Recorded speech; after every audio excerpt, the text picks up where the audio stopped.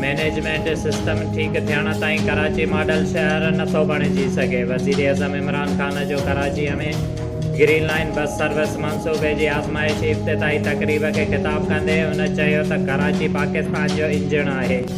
कराची जॾहिं ख़ुशि हूंदो आहे त पाकिस्तान ख़ुशहाल हूंदो आहे। बस सर्विस खे जंगला बस चवण वारा अॼु कंहिं ॿिए हुकूमत जे मंसूबनि जो पीधो काटे रहिया आहिनि।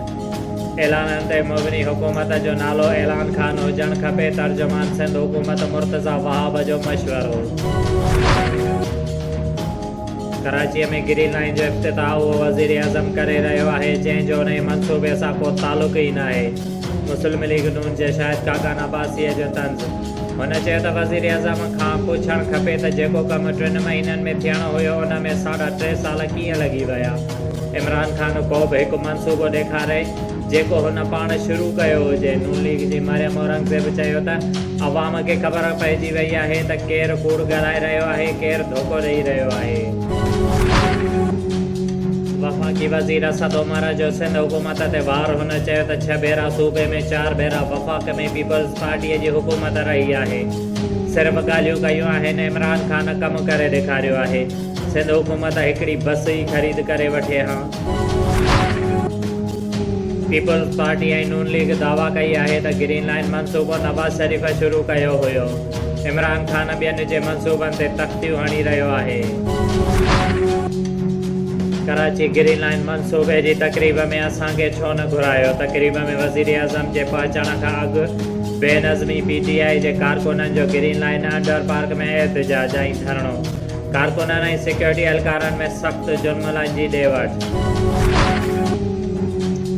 डिप्टी कमिश्नर सईद बेनज़ीराबाद आमिर हुसैन पंवर सिहत खाते जे अमलदारनि खे सख़्तीअ सां हिदायत कंदे चयो आहे त ज़िले में 13 डिसंबर खां शुरू थींदड़ 7 ॾींहनि वारो पोलियो ख़िलाफ़ मुहिम खे कामयाबु बणाइण लाइ ज़िले जे 5 साल जे उमिरि जे समूरनि ॿारनि खे पोलियो खां बचाव जा पुड़ा पियारण लाइ हर मुमकिन क़दम खयां वञनि।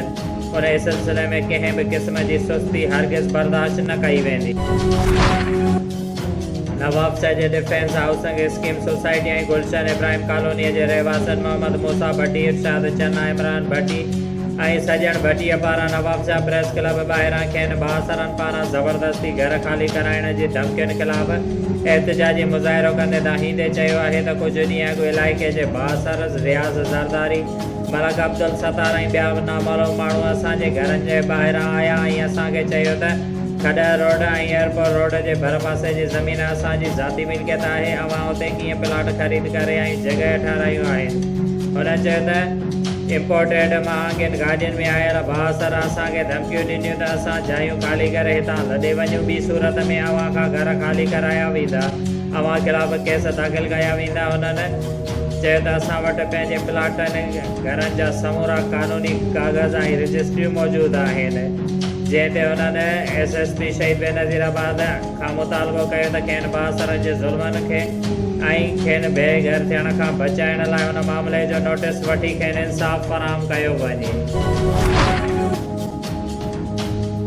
नवाबशाह प्रेस क्लब जे सीनियर सहाफ़ी मरहूम अब्दुल कादिर बलोच जे चइनि पुटनि खां बासरनि तरफ़ां ज़बरदस्ती मुबैना भुॻड़नि मुठ ते ज़मीन ख़रीद करण लाइ सहाफ़ीअ जे घर ते आधी राति जो पुलिस चढ़ाई। सहाफ़ीअ जे पुटनि ख़िलाफ़ मुबैना झेड़े जो कूड़ो केस दाख़िल। ज़मानत कराइण बावजूदि बासरनि जी मौजूदगीअ में खेनि ज़बरदस्ती गिरफ़्तार करण जी कोशिश। नौजवाननि पाण भॼी जान छॾाई। आसिफ ज़रदारी फरियाद तालपुर खां इंसाफ़ ऐं तहफ़ुज़ जो मुतालबो।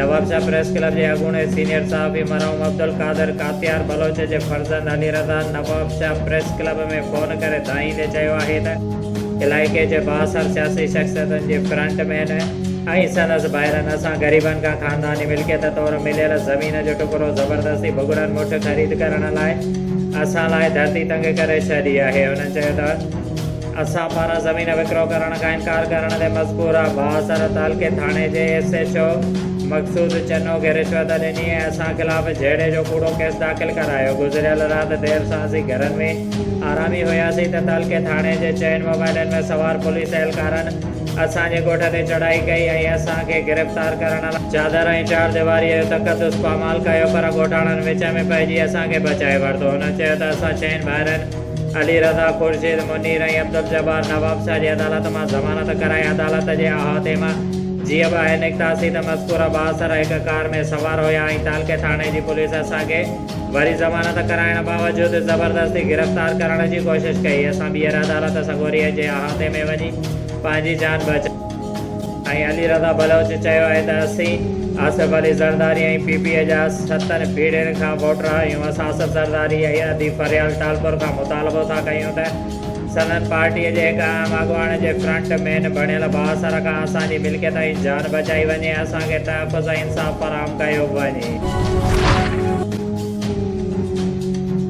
Nawab Shah chairman peoples party पारां ऐलानियल सकरन बाईपास ते एहतजाजी धरणो। नवाब शाह सकरन बाईपास धरणे जी अॻुवाणीअ में ज़िले सदर Ali Akbar Jamali, people's party information secretary Sindh senator Aajiz Dhamra, MNA Syed Ghulam Mustafa Shah, MPA Ghulam Qadir Chandio, तालके नवाब शाह सदर नूर नवाज ज़रदारी, नवाब शाह सिटी सदर अजीम मुगल, तालके सकरन सदर डॉक्टर बशीर जमाली, तालके काजी अहमद सदर नूर नबी जमाली समेत लेडीज़ विंग, यूथ विंग, सिपाह मिनारिटी विंग ऐं कल्चर विंग समेत समेत कारकुननि धरणे में शिरकत कई। वधंदड़ महांगाईअ जे करे इंसाफ़ सरकार ख़िलाफ़ जियालनि पारां सख़्त नारेबाज़ी कई।